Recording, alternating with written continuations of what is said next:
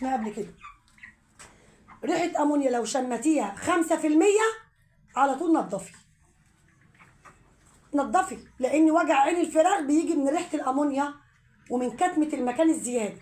لو انت مكتمه على الفراخ ومفيش تهويه او الفرشه مش نضيفه عندك والريحه طلعت على الفراخ وسايبه الفرشه، هي دي مشكله وجع العين والبرد والتنفسي والمعوي. كل المشاكل دي بتيجي من الفرشه وكتمه المكان وبالذات الفرشه. في ناس بتكبر دماغها وتجيب الفراخ ترميها وتقول لك اشيل اخر الدوره. مفيش الكلام ده، احنا بنقول حسب المكان. لو هتنضفي في الدوره مرتين 3 مش كتير عليكي.